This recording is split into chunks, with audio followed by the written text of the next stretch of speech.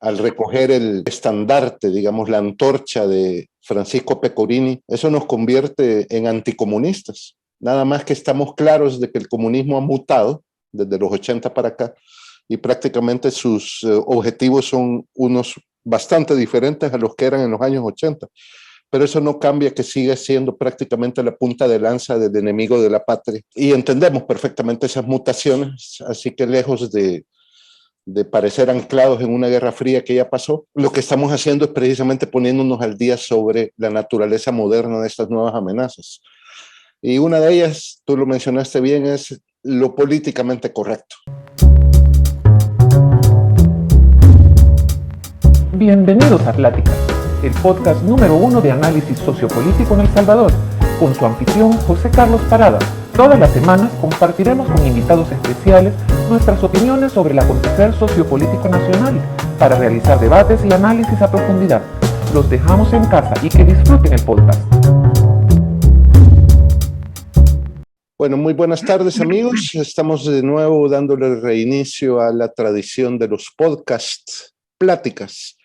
Estoy acá, su servidor, José Carlos Parada, con nuestro coanfitrión y amigo Roberto López Geisman, escritor y politólogo. Hola Roberto, ¿cómo estás? ¿Qué tal? ¿Cómo estás, José Carlos? Saludos a la audiencia también. Perfecto, Roberto. Te diste a la tarea de platicar bastante con tus seguidores en tus redes sociales y te han hecho varias preguntas que te han pedido evacuemos en un programa de esta naturaleza. Estos meses hemos estado ocupados, hemos estado trabajando en la organización y en el lanzamiento de una agrupación cívica de carácter patriótico de ciudadanos que están dando la tarea de defender, promover los principios de la vida desde el momento de su concepción, defender a la familia tradicional basada en el matrimonio entre hombre y mujer así nacidos, basados también en la defensa de los principios patrióticos, entendido la patria como el legado, la herencia de nuestros antepasados que debemos administrar con veneración,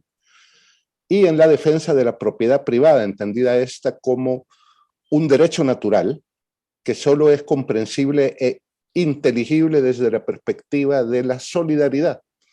Esta agrupación cívica que defiende, decía, la vida, la familia, la patria y la propiedad se llama Unámonos. ¿Qué tal, Roberto, si nos cuentas un poco de esas conversaciones que has tenido con tu gente en tus redes y empezamos a abordar estas preguntas? Realmente son tantas, pero afortunadamente se pueden fácilmente reducir en algunas cuantas, pero anda la gente ubicada en cuanto a saber determinados puntos que son, creo yo, que vamos a contestar la gran mayoría de las interrogantes que se nos han planteado.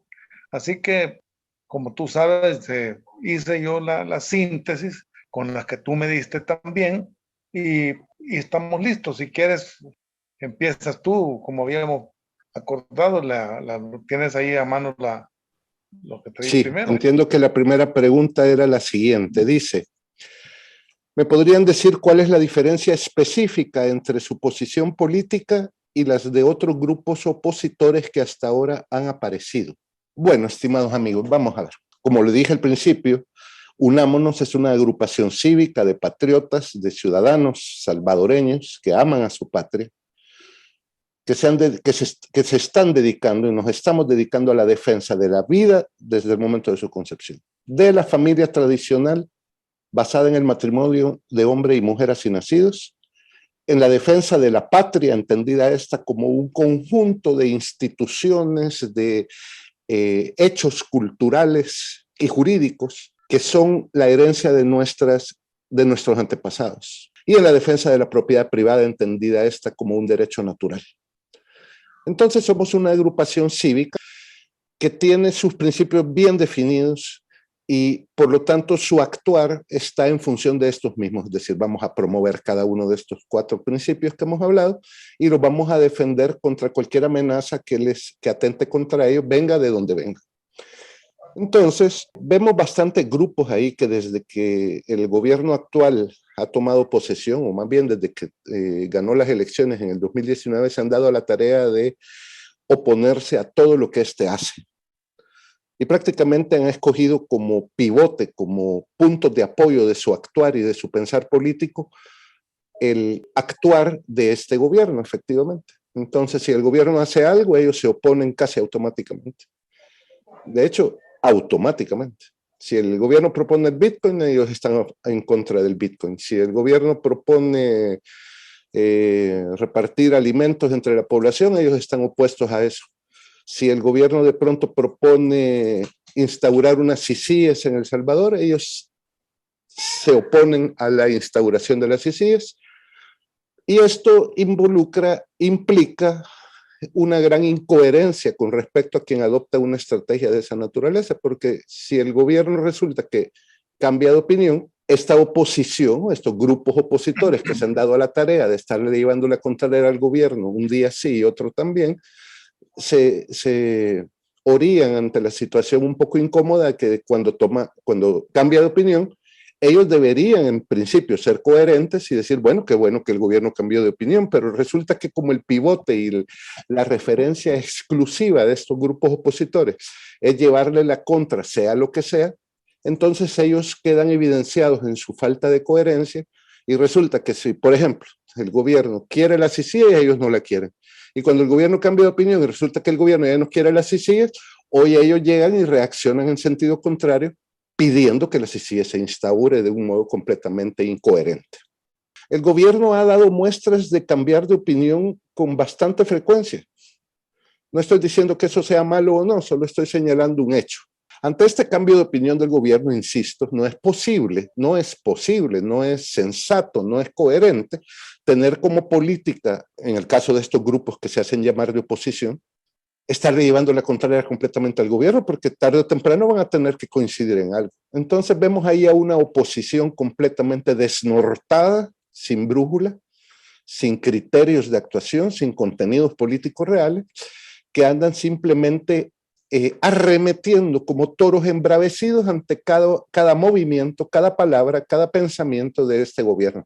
Y eso los deja en una muy mala posición, porque dejan exhibido, decía, esa su incoherencia, esa su falta de ideas, de propuestas. Todas estas organizaciones, casi todas de izquierda, son las que están detrás de la organización de estas marchas que desfilan detrás de un travesti, que se han hecho famosas precisamente por encarnar este estilo extraño de hacer oposición, de estar arremetiendo permanentemente en contra del gobierno, haga lo que éste haga. Es necesario entender cómo es que funciona esa supuesta oposición, Roberto, para poder comprender entonces cómo nos diferenciamos nosotros de ella, porque nosotros no creemos de que tenemos que plegarnos permanentemente a la lógica, a la agenda comunicacional ni del gobierno ni de ningún otro ente. Nosotros tenemos una agenda propia de defensa de principios básicos como es la vida, la familia, la propiedad privada y la patria, y nada nos moverá de ahí.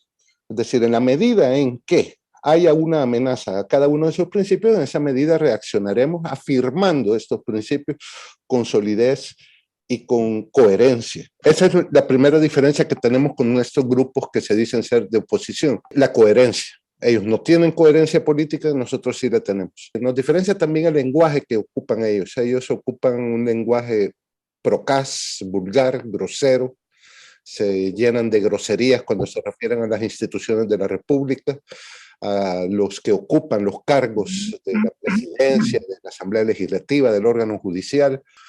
Ellos creen que así encantan al pueblo salvadoreño, pero lo único que han logrado es generar rechazo en la mayoría de la población. Y nos diferencia finalmente una cosa que es fundamental y sustancial. A diferencia nuestra, que nosotros defendemos el principio de la vida y de la familia tradicional, ellos se oponen y la adversan de un modo furioso. Es decir, ellos son, además de supuestamente opositores, son los defensores más acérrimos a la legalización y despenalización del aborto, al impulso de la ideología de género, de la agenda gay, porque todos estos grupos están prácticamente a sueldo de la agenda globalista, que es precisamente la que impulsa estas amenazas a la vida y a la familia. Así que realmente no hay nada en común entre ellos y nosotros, y con ellos, ya lo hemos dicho varias y repetidas veces, no iremos ni los acompañaremos, pero ni a la esquina. Seguramente se me quedan algunas otras diferencias en el tintero, Roberto, no sé si se te ocurre alguna que no haya mencionado.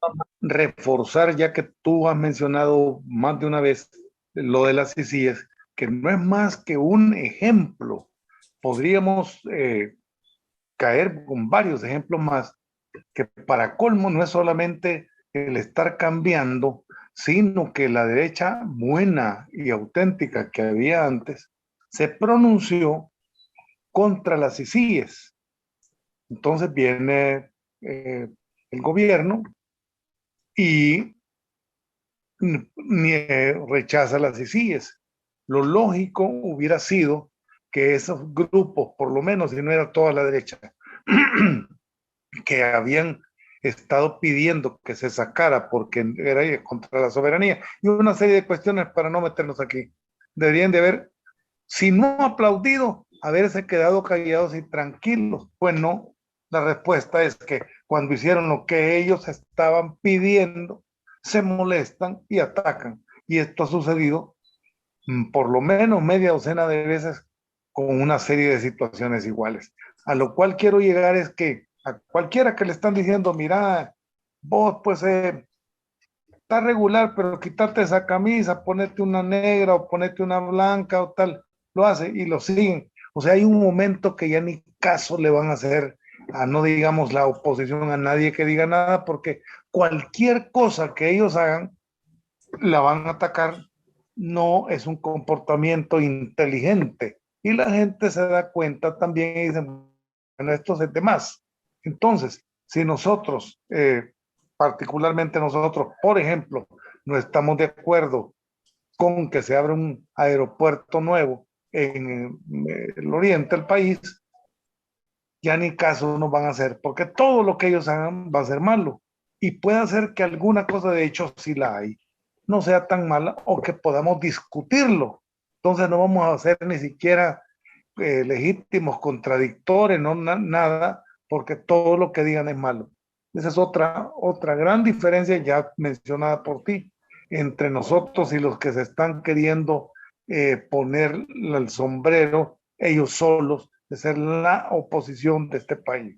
Efectivamente, yo creo que tú has apuntado algo que es importante en esto, es decir, ese actuar completamente sin brújula que tiene esta supuesta oposición, pero los ha desacreditado completamente. Ya la gente no les pone atención, la gente sabe que aquí sucede lo del cuento de Pedrito y el lobo, ¿verdad? Que de tanto andar anunciando que viene el lobo y que viene el lobo, ya nadie les cree, aunque digan la verdad. Afortunadamente a esta oposición y a estos grupos, pues decir la verdad es algo que por lo visto no solo les cuesta, sino que les duele y vistos las cosas como están ocurriendo, no hay que esperar que jamás la digan. Así que el discurso político, el posicionamiento político de Unámonos no tiene nada que ver con estos grupos de izquierda, por cierto, la mayoría te decía, que no tienen coherencia política, no tenemos nada que ver con ellos. La segunda pregunta, habíamos quedado que tú la ibas a responder básicamente. Dice, ¿qué es exactamente lo que se propone Unámonos con esta asociación civil? ¿Van a convertirse luego en un partido político y será para las próximas elecciones?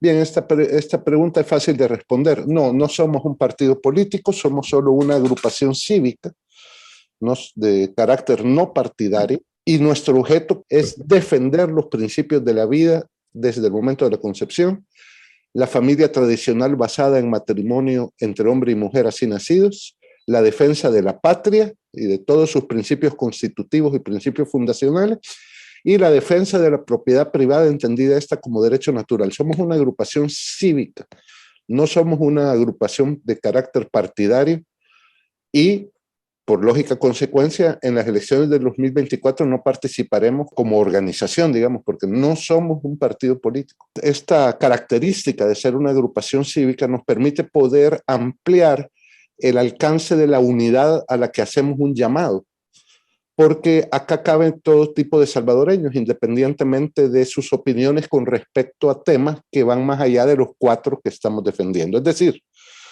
aquí caben gente con inclinaciones partidarias de cualquier tipo, siempre y cuando sean compatibles con la defensa de la vida, de la familia, de la propiedad privada y de la patria, porque nosotros creemos que hay cosas por encima de las cuestiones partidarias. Y estos son los principios morales que no pueden dejarse aparcados mientras nos sumimos en discusiones estériles a veces, y por cierto, casi siempre cargadas de amargura, de falta de buenas maneras, en lo que nos estamos empeñando en discusiones sobre temas que son nimios o secundarios, dejamos de lado lo importante que son los principios morales, los principios constitutivos de nuestra nación, en una discusiones que, insisto, son estériles y que no conducen a ningún lado. Lo que queremos promover nosotros en Unámonos es un ambiente de serenidad alrededor del cual pueda defenderse los principios que a nuestro juicio son los que están bajo ataque ahora y que requiere la unidad de todos los salvadoreños independientemente de nuestras opciones partidarias. Ahora, los miembros de Unámonos pueden aspirar, digamos, a tener cargo, a luchar y competir por cargos públicos en la medida que ellos lo requieran con los vehículos partidarios que ellos prefieran, sin que nosotros nos metamos en esto. Es decir, nosotros no estamos dando línea ni nada, aquí cada quien actúa con la libertad total que Dios le brindó al momento de nacer. No sé si se me escapa algo, Roberto, relacionado con este tema. Paradójicamente, la mejor manera de demostrar nuestra ética es en este momento no pretender entrar a la política en forma directa, porque ahí forzosamente perderíamos líneas de interés para muchos salvadoreños, muchísimos de ellos que están en este momento apoyando al actual gobierno, que sabemos que son personas muy bien intencionadas que nos van a oír con mejor voz a que si estuviéramos ya pretendiendo de forma inmediata cargos públicos y teniendo que entrar en todo eso, que no es que sea sucio, pero que está muy sucio y que mientras lo limpiamos con agua nos vamos a enlodar. Por el momento estamos dando la necesidad de la aportación de la ética a la sociedad, que mucha gente va a decir, qué bárbaros estos, los respeto, pero al mismo tiempo no es lo que necesitamos.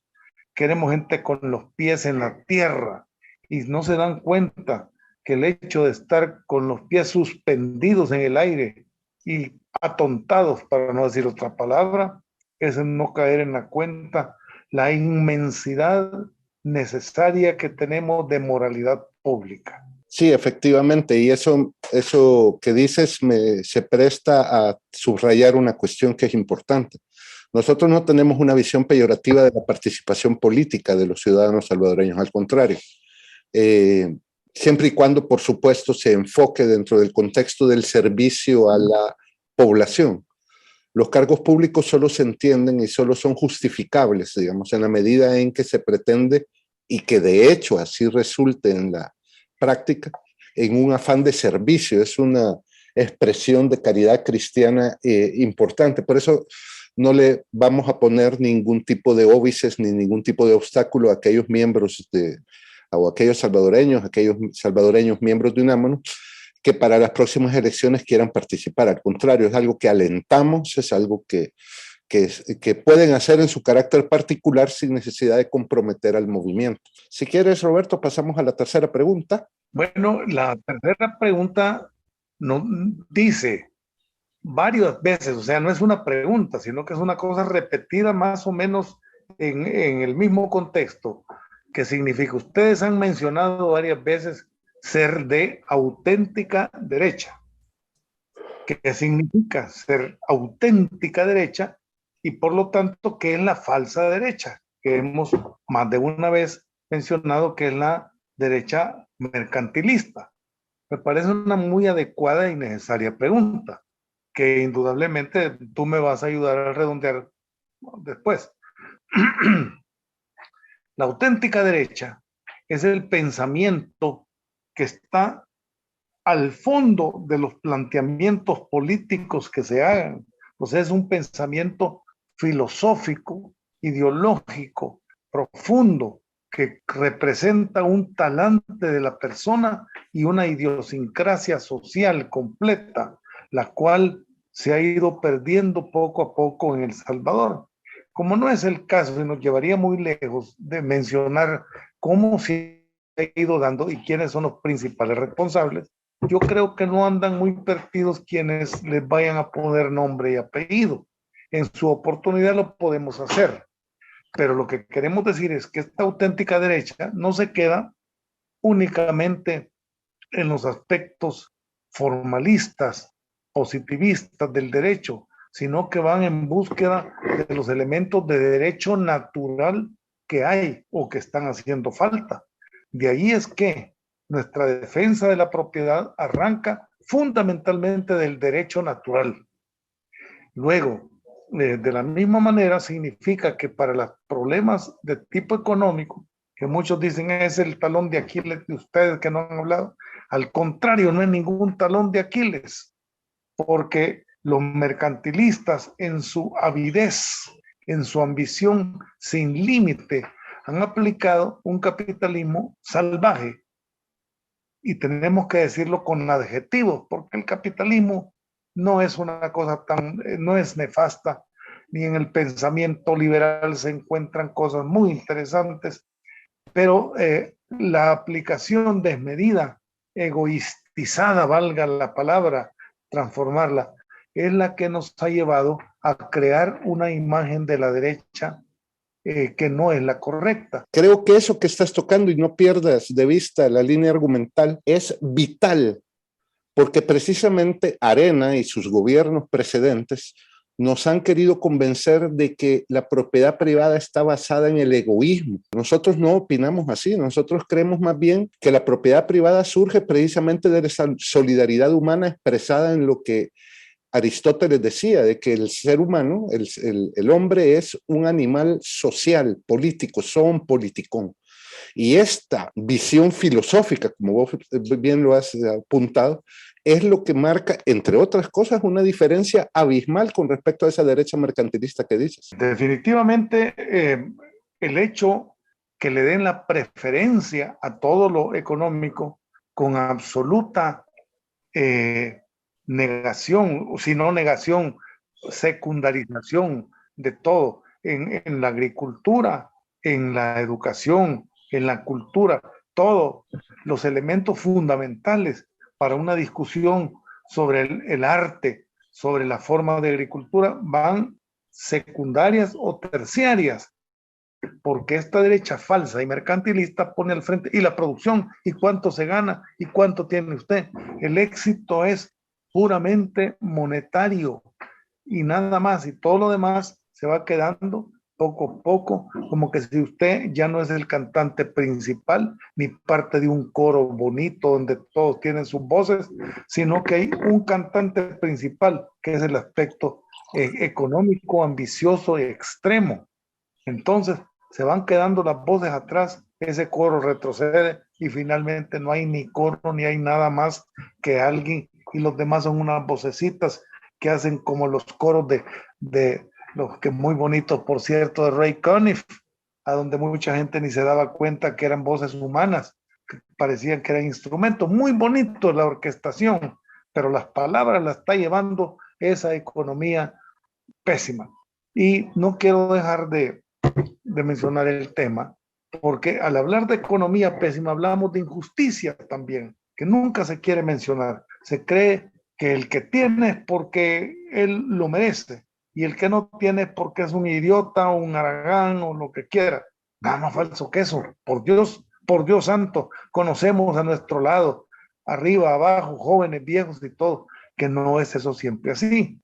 Ahora bien, la nación, el Estado, la sociedad no es perfecta. No es posible hablar de una sociedad perfecta, pero sí perfectible. Lo importante es estar en el camino de la justicia, en la valoración del trabajo, en la valoración de la imaginación también, de lo que se está aportando. Y no solamente ver los rollos de billete, que es lo que la sociedad está haciendo como necesaria para todo. Recordemos, si no es así, que hace 20 años, que es un poquito de tiempo, usted para emprender un pequeño negocio, una pupusería, si usted quiere, una cosa pequeñita o regular, no necesitaba toneladas de dinero, y todo se le ha hecho tal para que usted, hombre capaz, hombre trabajador, hombre que conoce lo que está diciendo y haciendo, no salga adelante si no es con el respaldo del chorro de dinero. No es así eso. Eso no debe de ser así, está siendo. Y eso es lo que nos lleva a creer a muchos de que debemos de abrir en forma liberal, mercantilista, capitalista salvaje, como se quiera, todo esto. Y que eso es lo que nos va a permitir llegar al desarrollo. Si eso es cierto, es cruel, porque son muy pocos y no necesariamente los mejores los que van a estar mandando. Así que también ese es otro golpe, claro, a la parte nefasta de los mismos de siempre. Y como yo he dicho cada vez, Arena, para mí, en mi corazón, Dabuizón y los pensamientos de Arena y la gente que ha habido hasta la mitad de lo que existió, muy buenos, con sus errores y todo, pero muy buenos. Lo que se ha ido convirtiendo después, y cuando cayeron en la trampa de todas la ambición tremenda, eso es contra lo que no estamos ni podemos estar nunca. Creo que contesta eso la diferencia entre verdadera derecha auténtica y el mercantilismo o falsa derecha. Yo añadiría ahí, Roberto, el punto siguiente, precisamente por ese centrar, digamos, la naturaleza de un movimiento de derecha, como lo hizo Arena durante su gobierno, exclusivamente en la cuestión macroeconómica, es lo que ha hecho de que la influencia se haya ido dejando, digamos, como aparcados, como abandonados, los principios que realmente insuflan un movimiento de auténtica y genuina derecha. Es decir, un movimiento de auténtica y genuina derecha no hace dejación de la cultura. Y vimos cómo, por ejemplo, durante todos los gobiernos de Arena, todo el tema cultural se dejó en las manos de la izquierda. Pusieron ministros, por ejemplo, de educación, prácticamente entregaron toda la burocracia del Ministerio de Educación en manos de asalariados de la agenda globalista, que han ido influyendo de modo sumamente negativo en la educación de nuestros hijos y de las futuras generaciones. Esta infiltración de asalariados de la agenda globalista permaneció durante los gobiernos del FMLN, quienes metieron el acelerador en esas reformas, no las cambiaron sustancialmente, porque de hecho Arena ya les había hecho el trabajo izquierdista en esa labor cultural, y los del frente quedaron encantadísimos, tanto que no cambiaron mayor cosa, simplemente le metieron el acelerador a eso, y el gobierno actual todavía no ha terminado de cortar amarras con esa herencia envenenada de los mismos de siempre en lo que se refiere precisamente a la burocracia del Ministerio de Educación, que prácticamente ha sido cooptado, prácticamente ha sido tomado por todas estas organizaciones de las Naciones Unidas, la UNICEF, el Fondo Poblacional de las Naciones Unidas, para poder llevar a cabo sus agendas negativas entre la juventud y la niña salvadoreña. Una derecha auténtica que se precie, que defienda principios, no puede hacer dejación de la cultura en manos de la izquierda, porque la izquierda precisamente es la que adversa los principios fundamentales de una derecha sana. Eso en cuanto a la cultura. Y querría tal vez subrayar lo que tú mencionabas relacionado con la cuestión de económica. Nos llegaron a convencer de que mientras el gran capital estuviese tranquilo y contento, todos los salvadoreños deberíamos ir a dormir en paz y tranquilamente todas nuestras noches. Y eso no es cierto. Y no es cierto porque los intereses de la clase media son fundamentalmente propios, connaturales al Estado de la clase media, ya no digamos de las clases más pobres. Nosotros no tenemos ningún problema con el gran capital. El gran capital existe y debe ser, es decir, es parte del panorama económico de cualquier nación. Lo cierto es que el gran capital se defiende solo y no necesita quien lo ande defendiendo, porque ese gasto de energías en defender los intereses del gran capital siempre termina, y lo hemos visto en estas décadas que han pasado, en desmedro precisamente de la clase media, a quienes prácticamente todas las políticas económicas, incluso las actuales, se están acabando, porque, y termino acá, porque pierden de vista que si bien es cierto la fuente de la propiedad privada desde una perspectiva filosófica es variada, los gobiernos deben privilegiar la fuente de la propiedad privada entendida como el trabajo honesto, el trabajo de las personas. Y lamentablemente desde Arena, con el Frente y el gobierno actual también sigue exactamente la misma herencia envenenada de los mismos de siempre, se privilegia la cuestión de la especulación. Es decir, ese afán de que podemos ser ricos de la noche a la mañana sin necesidad de empeñar trabajo. No digo que eso no sea posible, es decir, alguien puede ganarse la lotería de vez en cuando, alguien puede invertir en Bitcoin y hacer una venta afortunada en uno de esos sub y bajas del Bitcoin, eso claro que es posible, pero no podemos establecer una política de Estado relacionada con la protección de la propiedad privada basado en la especulación, descuidando el retorno, la gratificación del trabajo honrado. Ya que tú me has picado con esto del trabajo, que el concepto mismo de trabajo es tiempo ya que cambie, que vaya cambiando, que lo vayamos platicando y reflexionando. El trabajo ha llegado a pensarse que solo se trata de trabajo material. Un salvadoreño honesto que sale a sudar, a hacer esfuerzo físico y nada más. Pero el profesor que da clases, el maestro que está ganándose, el empleado público correcto y honesto. Completamente ninguneado ahora. Son ninguneados. Y además hay otra cosa, que no solo es el trabajo entendido como ser un empleado, sino que el trabajo que tú tienes al hacer tu obra, tú como persona que produce videos, que es una cuestión que yo antes de acercarme a ellos me imaginaba que era mucho más fácil de lo que era, requiere arte, conocimiento, una serie de cosas, o los que escribimos, o los que escriben música, pintura, artes, o incluso el caso, no hay tiempo de contarlo, de un asesor que yo en mi juventud todavía miraba, y este desgraciado, ¿por qué le pagan tanto? Y hasta que estuve en una sesión que vi lo que él resolvía con una pie levantado en un sillón, en una actitud tal vez odiosa para algunos, para mí no, eso no era lo importante, resolvió en unos cuantos minutos con su inteligencia, con sus conocimientos, con todo, una serie de cosas. Todo eso debe ser valorado en lo que corresponde exactamente, ¿verdad? Entonces, hay mucho trabajo que hacer por ahí, pero estas palabras que tú has dicho y lo que yo estoy diciendo no se van a oír en esa derecha mercantilista, que siempre quiere tener la bota encima y cuando alguien se le está acercando, yo conozco amigos que empezaron desde abajo y cuando ya iban a pasar a algo más, ¡pam!, les cae automáticamente en la nuca y ya para que no puedan pasar de ahí en adelante. Y hay una palabra para todo eso que es precisamente, no sé si sea la más adecuada, creo que no lo es, pero es la que más se usa y es el mercantilismo, es decir, la percepción de que precisamente para hacer dinero y ir creciendo económicamente se necesita estar apadrinado por el gobierno. Y eso es lo que ha producido precisamente este tipo de cosas que tú bien señalas. Y finalmente, hacer énfasis en una cuestión y poniendo el ejemplo claro. El problema con esto es cuando se trata solo de hacer dinero, llegar a acuerdos con la izquierda es bien sencillo, porque a la izquierda le encanta eso de hacer el dinero fácil.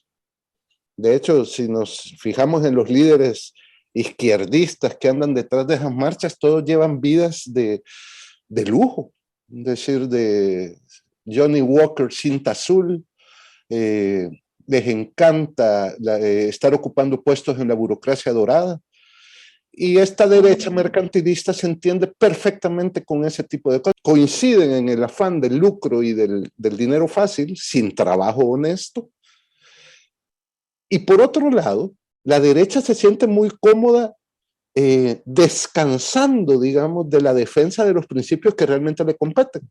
Entonces, por eso cuando arman marchas detrás de un travesti, ahí va la derecha aguada marchando detrás de ellos.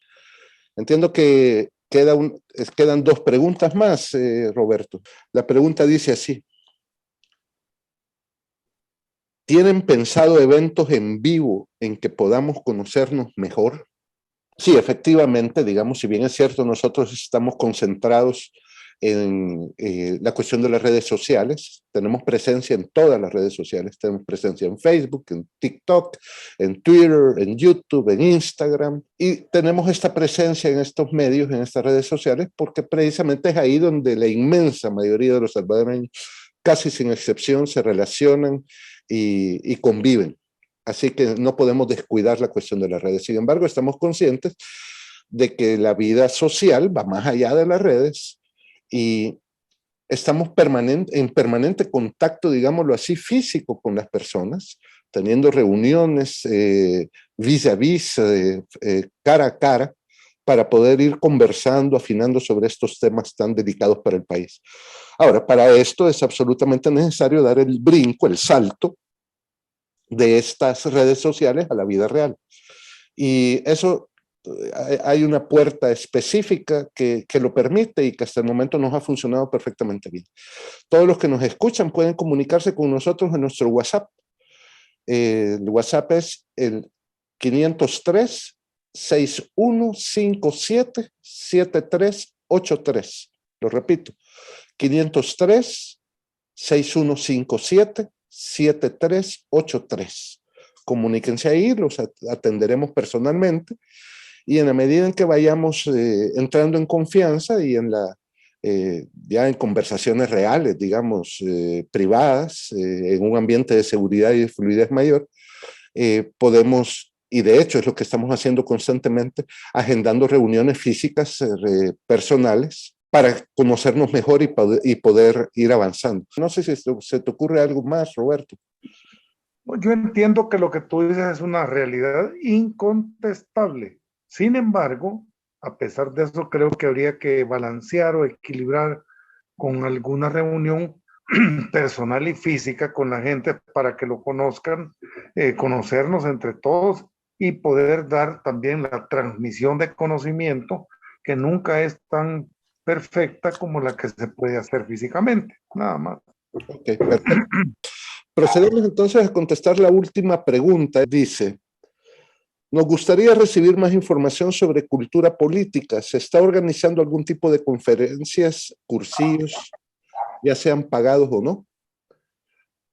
Bien, sí, efectivamente la formación de cultura política es sumamente importante, sobre todo en estos momentos de confusión y momentos en los que el ambiente nos mueve a tener conversaciones poco serenas, digamos, sobre las cosas importantes que suceden en el país y las cosas que le atañen fundamentalmente. En esta ausencia de serenidad, pues en Unámonos estamos planificando un centro de estudios de cultura política a través del cual poder dar cursos de formación política en donde estos temas puedan ser debatidos, abordados, diseccionados, investigados y estudiados con serenidad, con buenas maneras, con el único y exclusivo afán de ir aprendiendo más, cada vez más. Esto no es sencillo, no se puede sacar un curso de formación o una institución dedicada a la formación política de la noche a la mañana, pero lo estamos haciendo con la suficiente serenidad, pausa, digamos. ¿Cómo es el dicho ese? Despacio porque tengo prisa, ¿es, Roberto? Sí, correcto. Sí, estamos preparando una institución a través de la cual vamos a dar estos cursos de formación política. Le hemos llamado a esta institución el Centro de Estudios de Cultura Política Francisco Pecorini. Para quienes no conozcan a Francisco Pecorini, es un salvadoreño, migueleño, nacido en 1915, que en su momento, ahí por los años 40, más o menos, supongo, 40, 30, se metió a la Compañía de Jesús, en donde hizo sus votos y sus estudios. Recordemos que la Compañía de Jesús tiene un currículum de estudios muy exigente, al cual Francisco Pecorini se sometió, y así pues obtuvo muchos títulos en diversas materias.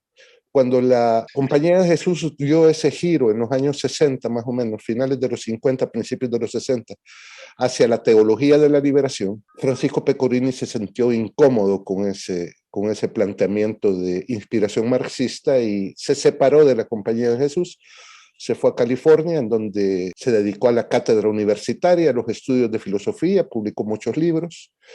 Y llegada la guerra, en los años 80, se trasladó de California para acá para poner su grano de arena en el fortalecimiento de la paz y en el cese de esa agresión armada que el comunismo internacional había desplegado sobre nuestro país. Estuvo acá luchando con su pluma y con su intelecto, era un hombre, un genio, podía debatir de tú a tú con los más connotados intelectuales relacionados con esta cuestión de teología de la liberación, y lo hacía muy bien. Prácticamente ahí encontraron estas personas que en ese momento de una u otra manera apoyaban a la agresión comunista contra nuestra patria. Ahí encontraron estas personas la horma de sus zapatos. Un intelectual de primer orden, probablemente uno de los intelectuales más poderosos filósofos de salvadoreños, juntamente con Matías Romero, creo yo, ocupan un puesto privilegiado en el sitial de pensadores salvadoreños, y gente que ha sido ninguneada, y sobre todo ninguneada por la falsa derecha, que debería haberle agradecido todas estas cuestiones.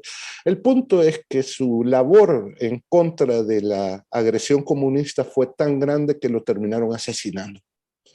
Y Francisco Pecorini pues es un mártir de todas estas luchas de una auténtica y genuina derecha.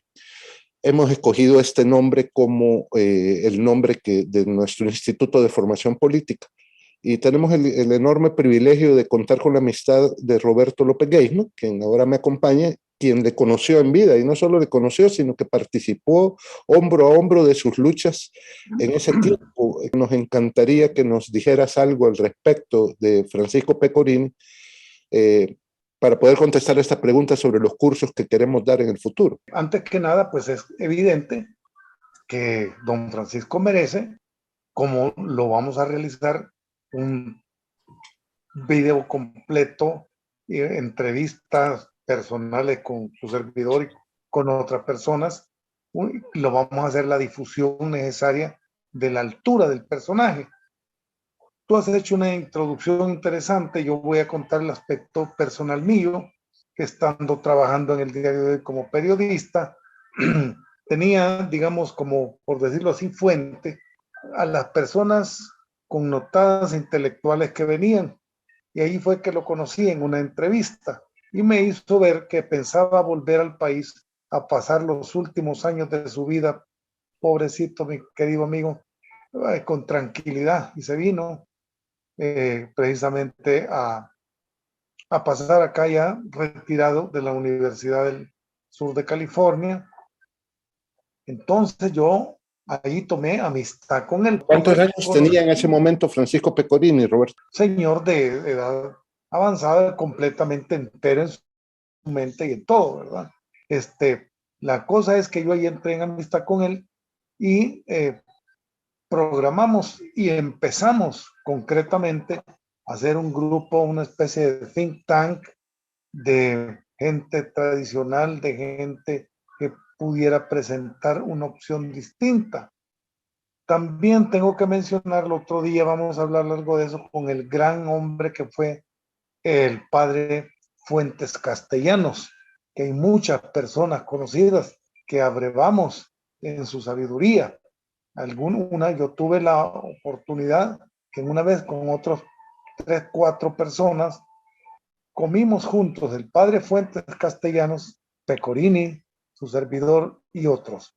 Era el momento de hacer el traspaso del padre Fuentes, que ya estaba muy ancianito, y empezamos a trabajar con el doctor Pecorini, y luego viene pues que lo mataron. Todo lo que estoy diciendo y lo que ha mencionado mi querido amigo José Carlos va a ser ampliamente extendido en oportunidad de la creación formal del Centro de Estudios Francisco Pecorini, que será en unos meses.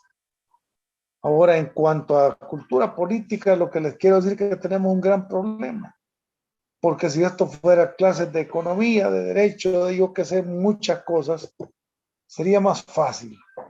Pero cultura política es tan amplio como decir filosofía política.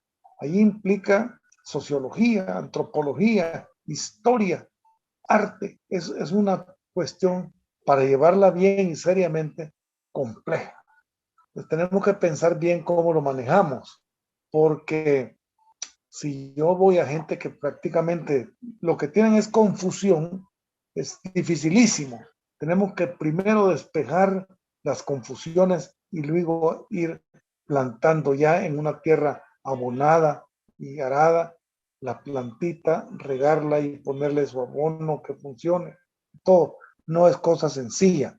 Solo como anécdota, yo he dado clases universitarias como en alrededor de 15 años en varias instituciones.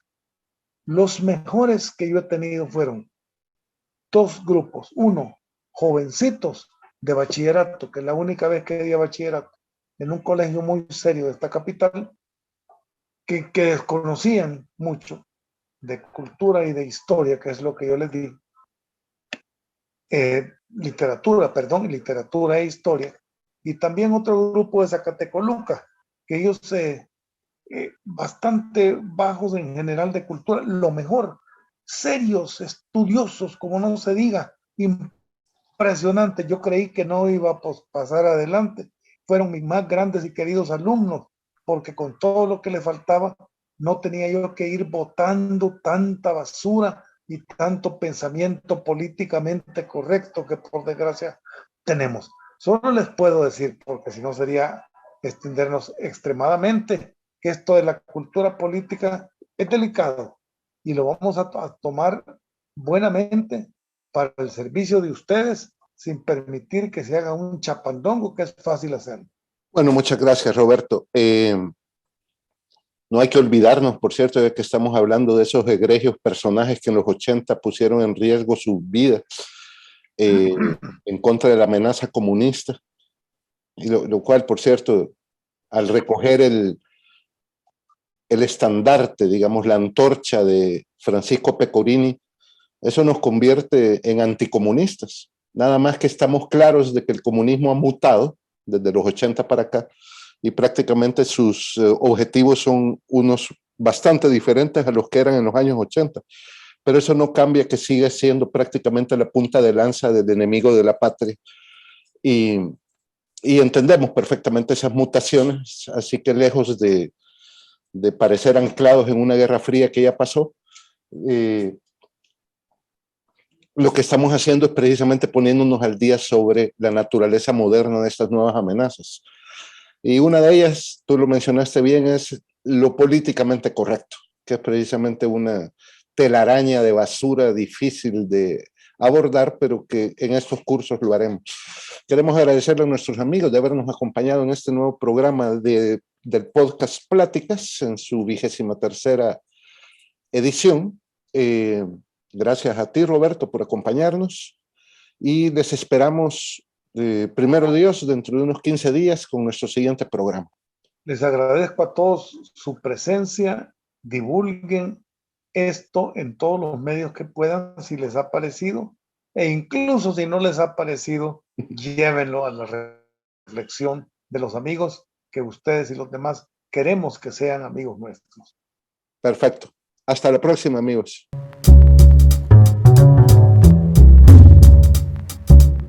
Gracias por escuchar nuestro podcast. Te invitamos a que nos sigas en nuestras redes sociales. Encuéntranos como José Carlos Parada en Twitter, Instagram, YouTube y Facebook. Al compartir este podcast, ayudas a que más personas formen su propio criterio de la política nacional. Hasta la próxima semana.